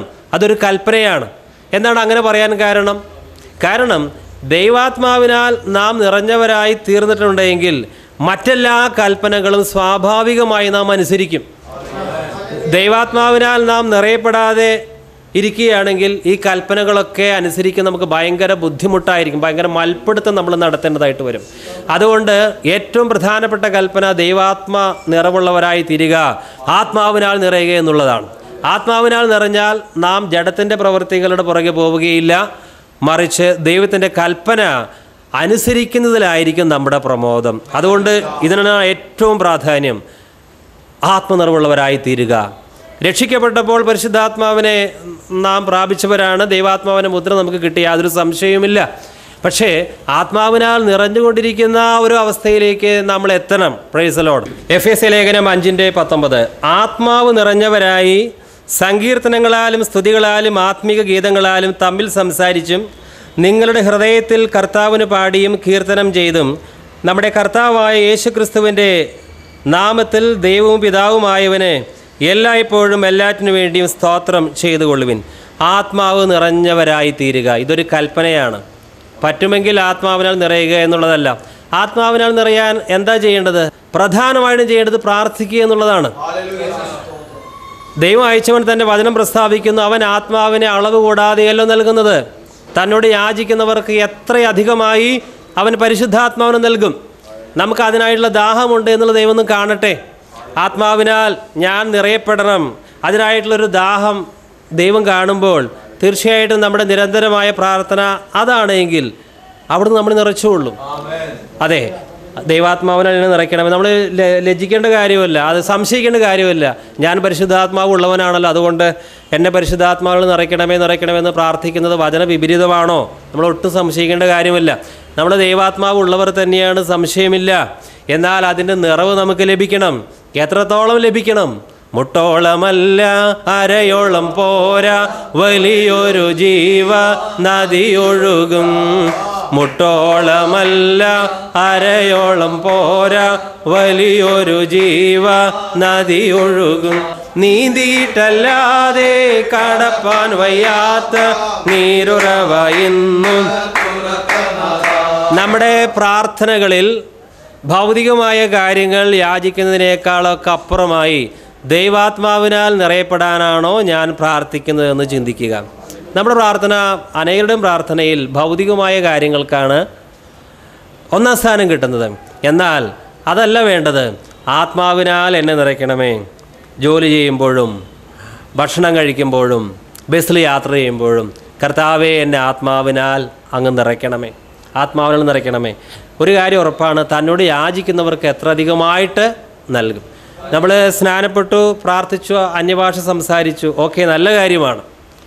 എന്നാൽ അതിൽ തൃപ്തിപ്പെടരുത്, ആത്മാവിനാൽ നിറഞ്ഞുകൊണ്ടേയിരിക്കണം. ഹല്ലേലൂയ. എന്തുകൊണ്ടാണ്? കാരണം ഇത് ലോകം, ജഡം, പിശാച് ഏത് സമയത്തും നമ്മളെ വഞ്ചിക്കുവാൻ, ദൈവത്തിൻ്റെ വഴിയിൽ നിന്ന് തെറ്റിച്ചു കളയുവാൻ ഈ മൂന്ന് ശക്തികളും പ്രബലമാണ്. അതിനെതിരായിട്ട് പോരാടുവാൻ ആത്മാവിനാൽ നമ്മൾ നിറഞ്ഞുകൊണ്ടേയിരിക്കണം. ആത്മാവിനാൽ നിറയുമ്പോഴുള്ള പ്രത്യേകത എന്താണ്? ഈ മാനുഷിക ബുദ്ധിക്ക് മനസ്സിലാക്കാൻ പറ്റാത്ത വലിയ ദൈവിക സമാധാനവും വലിയ ദൈവിക ആശ്വാസവും നമ്മുടെ നിലവുകളെയും ചിന്തകളെയും കർത്താവ് നിറയ്ക്കും. നമ്മുടെ ടെൻഷൻ പോകും, അസ്വസ്ഥത പോകും. കാരണം ദൈവരാജ്യം എന്നത് ഭക്ഷണവുമല്ല, പാനീയവുമല്ല, നീതിയും സമാധാനവും പരിശുദ്ധാത്മാവിലുള്ള സന്തോഷം. അതെത്ര മനോഹരമായ അനുഭവമാണ്. ഈ വെറുതെ കോപിക്കുന്നതും വാശി പിടിക്കുന്നതും ദേഷ്യപ്പെടുന്നതും നമ്മൾ ആത്മനിറവില്ലാത്തത് കൊണ്ടാണ്. നമുക്ക് കിട്ടേണ്ടത് കിട്ടാത്തത് കൊണ്ടുള്ള ആ ജാള്യതയൊക്കെയും മറയ്ക്കാൻ വേണ്ടിയായിരിക്കാം ഈ കോപവും ആക്രോശമെല്ലാം. ആത്മപൂർണരായിട്ട് നാം തീരണം. ഈ പ്രസംഗിക്കുന്ന ഞാനും നിങ്ങൾക്കും ഏറ്റവും ആവശ്യമുള്ളത് ദൈവാത്മാവിന് നിറവാണ്. ഇനി ദൈവാത്മാവ് നമ്മുടെ സ്വഭാവത്തെ എപ്രകാരം രൂപാന്തരപ്പെടുത്തുന്നു, അതാണ് നമ്മുടെ ചിന്താവിഷയം. ദൈവത്തിൻ്റെ ആത്മാവിനെ വേദനിപ്പിക്കരുത് എന്ന് എഫേസ്യ ലേഖനം 5:30 കാണാം. എങ്ങനെയാണ് ദൈവാത്മാവിനെ നമുക്ക് വേദനിപ്പിക്കാൻ സാധിക്കുന്നതെന്ന് തുടർന്ന് അതിൻ്റെ താഴെയുള്ള വാക്യങ്ങൾ പറയുന്നുണ്ട്. പ്രത്യേകിച്ച് നമ്മുടെ സംസാരം കൊണ്ടാണ് ദൈവാത്മാവ് വേദനിക്കുന്നത്. അതുകൊണ്ട് ദൈവാത്മാവ് നമ്മുടെ സംസാരത്തിൽ എത്രമാത്രം വ്യത്യാസം വരുത്തുവാൻ ആഗ്രഹിക്കുന്നു. ദൈവാത്മാവിനാൽ വാസ്തവമായി നാം നിറഞ്ഞു കഴിഞ്ഞാൽ നമ്മുടെ സംസാരം ഏത് രീതിയിലായിരിക്കും, അതിനെക്കുറിച്ചാണ് നമ്മൾ ചിന്തിക്കുന്നത്. ഗലാത്യ 5:16 ആത്മാവിനെ അനുസരിച്ച് നടപ്പിൻ, എന്നാൽ ജഡത്തിൻ്റെ മോഹം നിവർത്തിക്കുകയില്ല എന്ന് ഞാൻ പറയുന്നു. ആത്മാവിനെ നമ്മൾ അനുസരിക്കുകയാണെങ്കിൽ അബദ്ധമായ ഒറ്റ വാക്ക് നമ്മൾ പറയുകയില്ല, ഒരു നുണയും നമ്മൾക്ക് പറയാൻ സാധിക്കില്ല. നമ്മൾ ആത്മാവിനെ അനുസരിച്ച് നടക്കുകയാണെങ്കിൽ, ആത്മാവിനെ അനുസരിച്ച് നടക്കുന്ന ഒരു വിശ്വാസിക്ക് മാത്രമാണ് ജഡത്തെ, അതിൻ്റെ മോഹത്തെ പൂർത്തിയാക്കാതെ ജീവിക്കുവാനായി സാധിക്കുകയുള്ളൂ. കേൾക്കുന്നവർക്ക് ആത്മിക വർധന വരുത്താത്ത ഒന്നും നമ്മൾ പറയരുത്.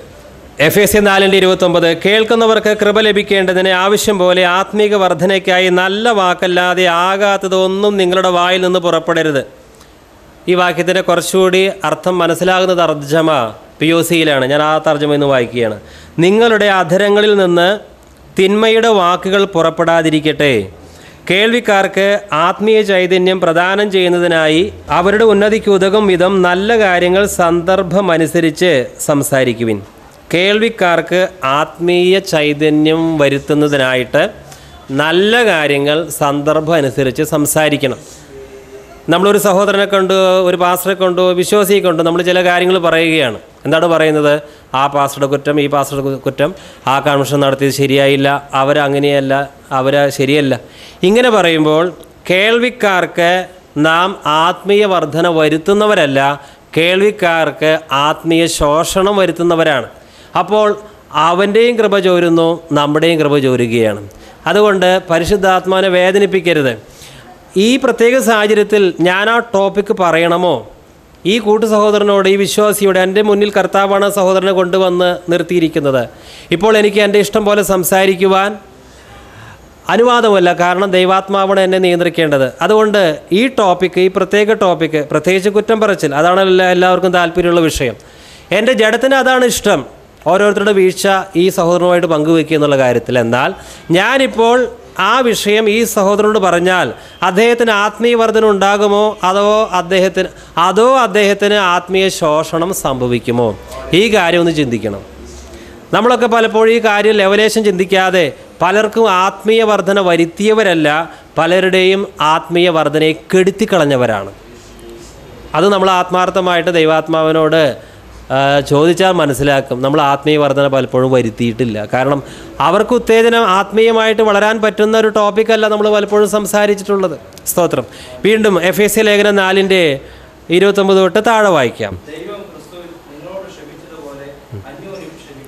എഫേസ്യ ലേഖനം 4:30 മുതൽ ദൈവത്തിൻ്റെ പരിശുദ്ധാത്മാവിനെ ദുഃഖിപ്പിക്കരുത്, അവനാലല്ലോ നിങ്ങൾക്ക് വീണ്ടെടുപ്പ് നാളിനായി മുദ്രയിട്ടിരിക്കുന്നത്. എല്ലാ കയ്പും കോപവും ക്രോധവും ആക്രോശവും ദൂഷണവും സകല ദുർഗുണവുമായി നിങ്ങളെ വിട്ടൊഴിഞ്ഞു പോകട്ടെ. നിങ്ങൾ തമ്മിൽ ദയയും മനസ്സിലും ഉള്ളവരായി ദൈവം ക്രിസ്തുവിൽ നിങ്ങളോട് ക്ഷമിച്ചതുപോലെ അന്യോന്യം ക്ഷമിപ്പിൻ. എന്തുകൊണ്ടാണ് ഒരു സഹോദരനെ ആക്രോശിക്കേണ്ടി വരുന്നത്? എന്തുകൊണ്ട് ഒരു സഹോദരിക്ക് ഭർത്താവിനോട് ദേഷ്യത്തോടെ സംസാരിക്കേണ്ടി വരുന്നു? ചുരുങ്ങിയ പക്ഷം 4 കാര്യങ്ങളാണ്. ഒന്നാമത്തെ കാരണം, ക്രിസ്തു നമ്മോട് ക്ഷമിച്ചതുപോലെ നമുക്ക് ആ സഹോദരിയോട് ക്ഷമിക്കാൻ സാധിക്കുന്നില്ല. അതാണ്. മറ്റുള്ളവർ ചെയ്ത ദ്രോഹങ്ങൾ എത്ര വലുതായിക്കൊള്ളട്ടെ, നാം പൂർണ്ണമായിട്ട് ക്ഷമിച്ചാൽ, എങ്ങനെ ക്ഷമിക്കണം? ക്രിസ്തു നമ്മോട് ഏത് രീതിയിൽ ക്ഷമിച്ചുവോ ആ രീതിയിൽ ആ സഹോദരൻ്റെ വീഴ്ചകൾ നമുക്ക് ക്ഷമിക്കാൻ സാധിച്ചാൽ ആക്രോശത്തിൻ്റെയും അട്ടഹാസത്തിൻ്റെയും ക്രോധത്തിൻ്റെയും യാതൊരു വിഷയമേ പിന്നെ വരുന്നില്ല. ക്ഷമിക്കാത്തിടത്തോളം ഈ ക്രോധവും ആക്രോശവും നമ്മിൽ നിന്ന് വിട്ടുപോകില്ല. അവർക്കല്ല പ്രശ്നം, മറിച്ച് ആർക്കാ പ്രശ്നം? നമുക്കാ. പലരും ഇങ്ങനെ ന്യായീകരിക്കാറുണ്ട്, എന്നെക്കൊണ്ട് വെറുതെ ദേഷ്യം പിടിപ്പിക്കരുത്, എന്നെക്കൊണ്ട് ദേഷ്യം പിടിപ്പിക്കരുത് എന്ന് പറയുന്നു. വാസ്തവത്തിൽ ദേഷ്യവും പകയൊക്കെ എവിടെ ഇരിക്കുന്നത്? നമ്മുടെ ഉള്ളിലായിരിക്കുന്നത്. പ്രശ്നം അവരിലല്ല, പ്രശ്നം നമ്മളില്ല. നമ്മളിൽ ക്രോധവും വാശിയും വൈരാഗ്യവും ഇല്ല എങ്കിൽ ആരൊക്കെ വിചാരിച്ചാലും നമുക്ക് ദേഷ്യപ്പെടാൻ സാധിക്കുകയില്ല. നമ്മിൽ ഈ ക്രോധത്തിൻ്റെയും ആക്രോശത്തിൻ്റെയും വിഷവിത്തുകൾ നേരത്തെ തന്നെ സ്റ്റോക്കുണ്ട്. നേരത്തെ സ്റ്റോക്കുള്ളതിനെ ഉണർത്തുവാൻ മാത്രമാണ് ആ സാഹചര്യം ഉപകരിച്ചിട്ടുള്ളൂ.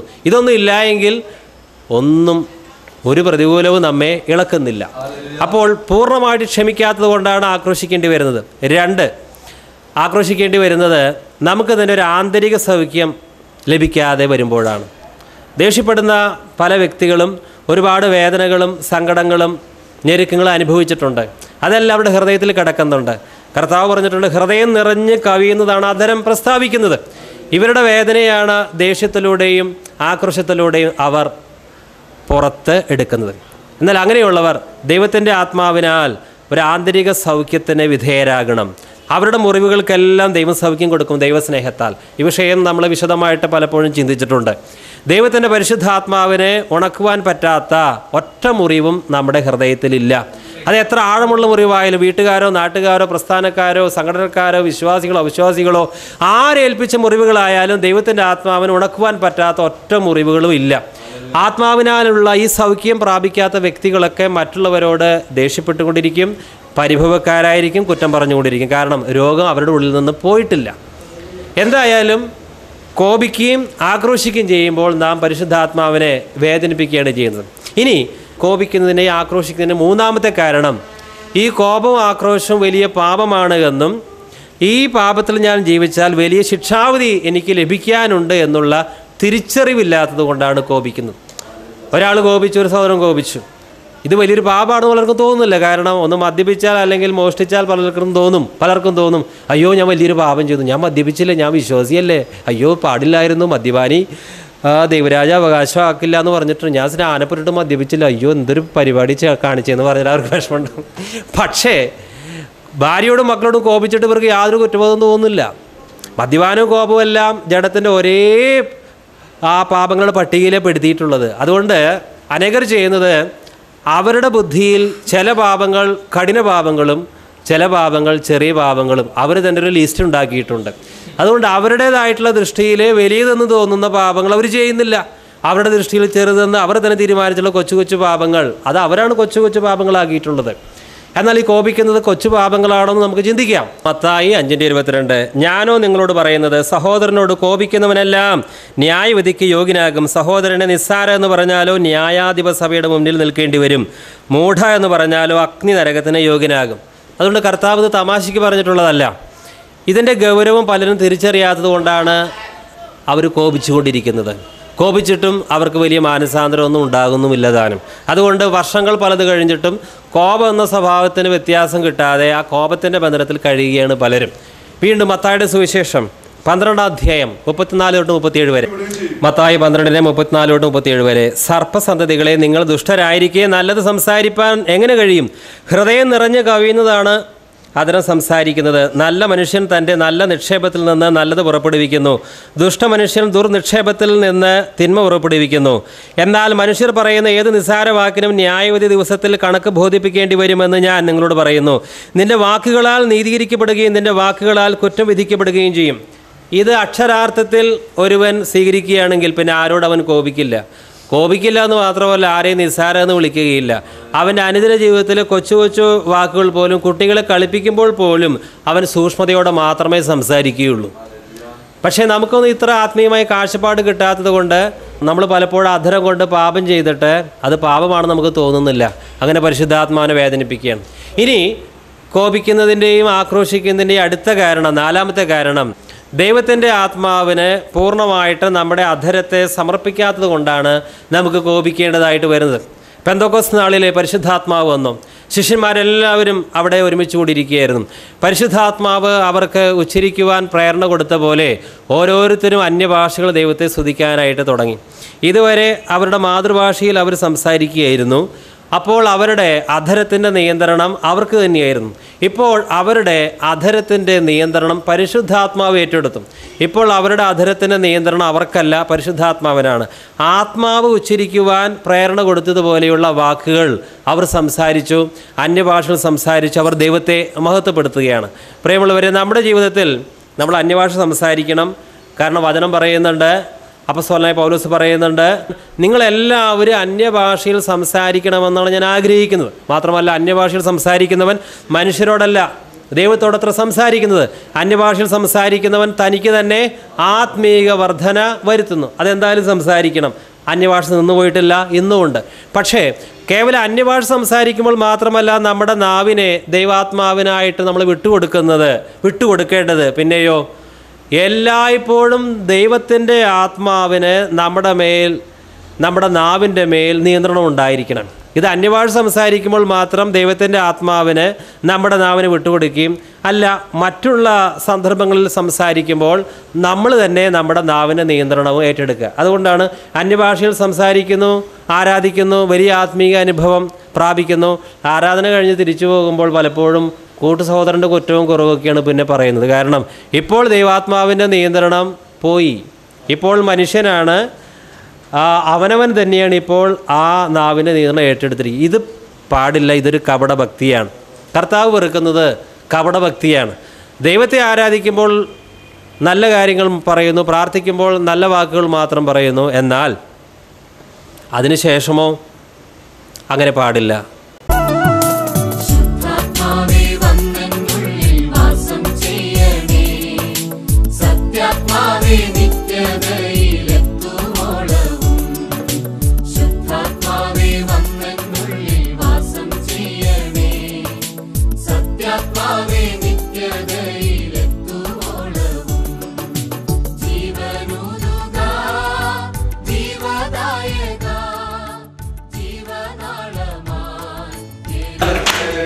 ആർത്തുപാടി സ്തുതിക്കാം, ഹല്ലേലൂയ പാടാം, ആണിക്കല്ലു കയറ്റാം ദൈവസഭ. ആർത്തുപാടി സ്തുതിക്കാം, ഹല്ലേലൂയ പാടാം, ആണിക്കല്ലു കയറ്റാം ദൈവസഭ പണിയാം. ക്രിസ്തുനാൾ മുൻമഴ പെയ്യിച്ച പരമപിതാവേ പിന്മഴ നൽകി. ക്രിസ്തുനാളിൽ മുൻമഴ പെയ്യിച്ച പരമപിതാവേ പിന്മഴ. ചലിക്കുന്ന എല്ലാ പ്രാണികളും ഇന്ന് ചലനമുണ്ടാക്കി ജീവൻ പ്രാപിക്കും. ചലിക്കുന്ന എല്ലാ പ്രാണികളും ഇന്ന് ചലനമുണ്ടാക്കി ജീവൻ പ്രാപിക്കും. ചൈതന്യം വേണം, നവജീവൻ വേണം, നിത്യതയിലെത്തി ആശ്വസിക്കും. ചൈതന്യം നൽകണം, നവജീവൻ വേണം, നിത്യതയിലെത്തി.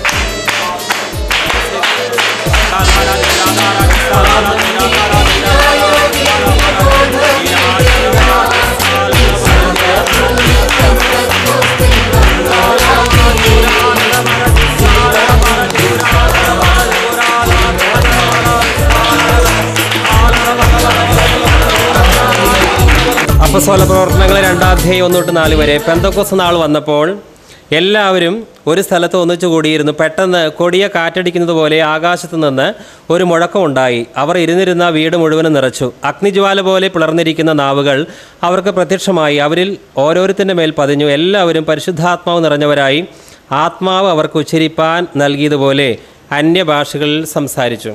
അന്യഭാഷ ഇന്നുമുണ്ട്, അന്ന് നിന്ന് പോയിട്ടില്ല. 1 കൊരിന്ത്യർ 14:5 വായിച്ചത്. നിങ്ങളെല്ലാവരും അന്യഭാഷകൾ സംസാരിക്കണമെന്നും വിശേഷാൽ പ്രവചിക്കണമെന്നും ഞാൻ ഇച്ഛിക്കുന്നു. 1 കൊരിന്ത്യർ 14:2-4 വാക്യങ്ങൾ.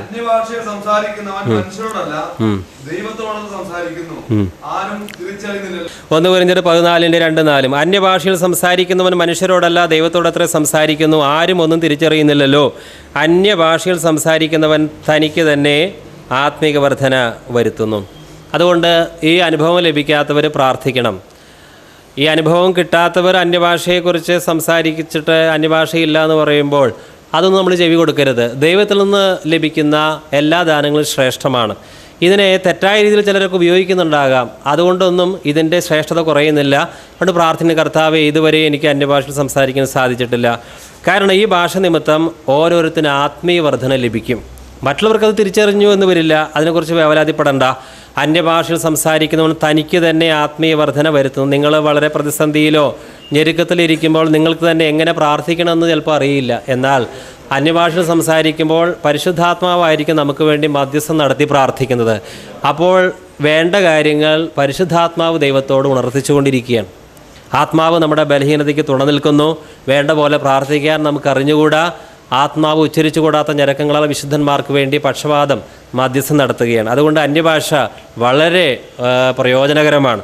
അതിനായിട്ട് വാഞ്ചിക്കണം, അത് പ്രാപിക്കണം. വേണ്ടാന്ന് പറഞ്ഞാൽ കിട്ടില്ല. ദൈവത്തിൻ്റെ ആത്മാവ് ദാനമായിട്ട് എല്ലാവർക്കും കൊടുക്കുന്നത്. എല്ലാ കൃപാവരങ്ങളും ദാനമാണ്. പക്ഷേ ഇതിനായിട്ട് വാഞ്ചിക്കാത്തവർക്ക്, ആഗ്രഹിക്കാത്തവർക്ക് അത് കിട്ടുന്നില്ല. അതുകൊണ്ട് പ്രവചനവരം, വിശേഷാൽ ആത്മീക വരങ്ങൾ, വിശേഷാൽ പ്രവചനവരം നിങ്ങൾ തീഷ്ണതയോടെ വാഞ്ചിക്കണം, അത്രമാത്രം ആഗ്രഹിക്കണം. അപ്പോൾ അവർക്കത് കിട്ടും.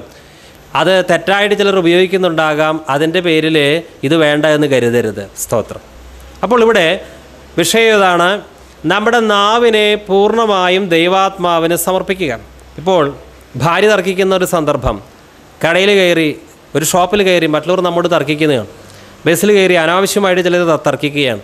ഇങ്ങനെയുള്ള സാഹചര്യങ്ങളിൽ ദൈവത്തിൻ്റെ ആത്മാവ് നമ്മുടെ ഹൃദയത്തിൽ പ്രേരണ തരുന്ന വാക്കുകൾ മാത്രമേ സംസാരിക്കാവൂ. പലപ്പോഴും നമുക്കത് സാധിക്കുന്നില്ല. നമ്മൾ മാനുഷിക ബുദ്ധിയിൽ അപ്പോൾ സംസാരിക്കണം. മനുഷ്യൻ്റെ പ്രത്യേകത ഇതാണ്, അവൻ പെട്ടെന്ന് പ്രതികരിക്കും. ഒരു കാര്യം അവൻ്റെ ജീവിതത്തിലുണ്ടായാൽ അവനെക്കുറിച്ച് തെറ്റിദ്ധാരണ, അല്ലെങ്കിൽ അവൻ ചെയ്യാത്തത് ചെയ്തു എന്നൊക്കെ പറയുമ്പോൾ ഉടനെ തന്നെ പ്രതികരിക്കും. ഞാനത് ചെയ്തിട്ടില്ല, അങ്ങനെയാണ്, ഞാനല്ല, നീയാണ് അങ്ങനെ ചെയ്തത്. അങ്ങനെയുള്ള അതാണ് ലോകത്തിലെ മനുഷ്യൻ, പ്രാകൃത മനുഷ്യൻ. പക്ഷേ പരിശുദ്ധാത്മാവ് നിറഞ്ഞ വ്യക്തി അങ്ങനെ പ്രതികരിക്കുകയില്ല. അവൻ്റെ ജഡം പറയും, നീ ഇപ്പോൾ ഈ രീതിയിൽ മറുപടി കൊടുക്കണം, നീ മിണ്ടാതിരുന്നാൽ നിന്നെ അവൻ ഒന്നുകൂടി കൊച്ചാക്കുകയുള്ളൂ. പക്ഷേ ദൈവത്തിൻ്റെ ആത്മാവ് നമുക്ക് ഉണ്ടെങ്കിൽ, നമ്മുടെ നാവ് പരിശുദ്ധാത്മാവിന് പൂർണ്ണമായിട്ട് നാം സമർപ്പിച്ചിട്ടുണ്ടെങ്കിൽ നമുക്ക് തോന്നുന്നത് സംസാരിക്കുകയില്ല. ദൈവത്തിൻ്റെ ആത്മാവ് എന്താണോ പറയുന്നത് അതിനായിട്ട് നമ്മൾ കാത്തിരിക്കും. അത് വീട്ടിലായാലും അങ്ങനെ നമ്മൾ പരിശീലിക്കണം. അപ്പോൾ നമുക്ക് ഒരുപാട് അബദ്ധങ്ങൾ ഒഴിവാക്കാൻ സാധിക്കും. മറ്റുള്ളവർ ആ രീതിയിൽ സംസാരിക്കുന്ന അവർക്ക് ആത്മാവ് ഇല്ലാത്തത് കൊണ്ടാണ്. അവരും നമ്മളും തമ്മിലുള്ള വ്യത്യാസം ഒന്ന് കാണണ്ടേ. ആത്മാ നിറവുള്ളവനും ആത്മ നിറവില്ലാത്തവനും തമ്മിലുള്ള വ്യത്യാസം അത് സംസാരത്തിലാണ് പ്രകടമാകുന്നത്. സ്തോത്രം. അതുകൊണ്ട് യാക്കോബ് അപ്പോസ്തലൻ പറയുന്നത്, യാക്കോബ് 1:19, ഏത് മനുഷ്യനും കേൾക്കുവാൻ വേഗത, പറയുവാൻ താമസം. നമ്മൾ വേഗത്തിൽ മറുപടി പറയാതെ ഒന്ന് വെയിറ്റ് ചെയ്യുകയാണെങ്കിൽ ആ സമയത്ത് പരിശുദ്ധാത്മ പ്രവർത്തിക്കും. ഇപ്പോൾ നീ ഇതാണ് സംസാരിക്കേണ്ടത്, അല്ലെങ്കിൽ നീ ഇപ്പോൾ ഒന്നും സംസാരിക്കരുത്. പക്ഷേ നാം വേഗത്തിൽ മറുപടി കൊടുത്താലോ ദൈവത്തിൻ്റെ ആത്മാവിനെ പ്രവർത്തിക്കുവാൻ നമ്മൾ സമയം കൊടുക്കുന്നില്ല, മറിച്ച് നമ്മുടെ ബുദ്ധിയിലാണ് നമ്മൾ സംസാരിക്കുന്നത്. യാക്കോബ് 1:19, എന്നാൽ ഏത് മനുഷ്യനും കേൾക്കുവാൻ വേഗതയും സംസാരിക്കുവാൻ സാവധാനതയും കോപത്തിന് താമസമുള്ളവനായിരിക്കട്ടെ. പലപ്പോഴും നമ്മൾ വളരെ സ്പീഡിലുള്ള ജഡുജഡുള്ള പ്രസംഗങ്ങളൊക്കെ കേട്ടിട്ട് നമ്മുടെ സംസാരവും വളരെ വേഗത്തിലായി പോകും. നമുക്ക് പിന്നെ ക്ഷമയില്ല. കാരണം ഭയങ്കര പ്രാർത്ഥനയിൽ വേഗത, എല്ലാത്തിലും വേഗതയാണ്. പിന്നെ ക്ഷമയും കാത്തിരിക്കലും ഇല്ല. ആകെ തിക്കും ബഹള. സഭയിൽ പോയാൽ അവിടെ വല്ലാത്ത ബഹളം, വീട്ടിൽ പോയാൽ അതിനേക്കാൾ വലിയ ബഹളം. കാരണം ആകെ ബഹളത്തിൻ്റെ നടുവില്ല, ക്ഷമയില്ല, സൗന്ദര്യമില്ല. എന്നാൽ വചനം പറയുന്നത്, എന്നാൽ ഏത് മനുഷ്യനും കേൾക്കുവാൻ വേഗതയും സംസാരിക്കുവാൻ സാവധാനതയും കോപത്തിന് താമസമുള്ളവനായിരിക്കട്ടെ. കാരണം നമ്മൾ തിക്കും തിരക്ക് കൂടി സംസാരിച്ചാൽ നല്ലതൊന്നും വായിൽ നിന്ന് വരില്ല.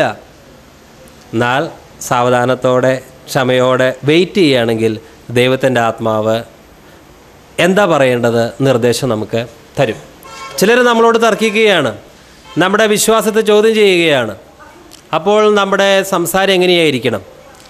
ഇനി നമ്മൾ മറ്റു പലരോടും സത്യം ബോധ്യപ്പെടുത്താൻ ശ്രമിക്കുന്നു. സഹോദര, സ്വരൂപത്തെ വണങ്ങരുത്, നീ സ്നാനപ്പെടണം, നീ മദ്യപിക്കരുത്, നീ ഇന്ന രീതിയിൽ പോകരുത്, ഈ പാരമ്പര്യത്തിൽ പോയാൽ നീ നശിക്കുകയുള്ളൂ. അങ്ങനെ നാം